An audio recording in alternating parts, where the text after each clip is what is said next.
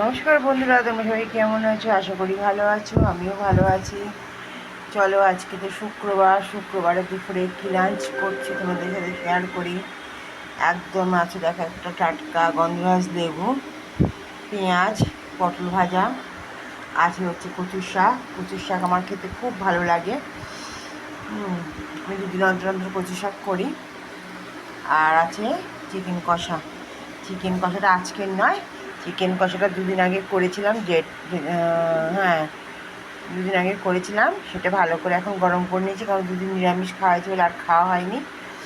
ভালো করে গরম করে নিয়েছি, একদম লাল ঝাল ঝাল চিকেন কষায়। দুপুরবেলা পরোটা দিয়ে খেয়েছিলাম।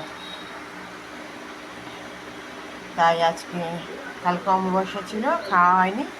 আজকে আমি ভালো করে গরম করেছি। এই হচ্ছে আজকে আমার দুপুরের লাঞ্চ। কেমন লাগলো লাঞ্চের থালিটা অবশ্যই কমেন্টস করে জানিও। ভালো লাগলে একটা লাইক করে দিও। ভালো থেকো, সুস্থ থেকো, সাবধানে থেকো।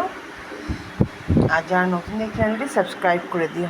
ও, একটা জিনিস নিইনি, সেটা তোমরা কমেন্টস করে জানিও তো কী নিইনি আজকে আমি, যেটা আমি রোজ নিই হাতের পাতে।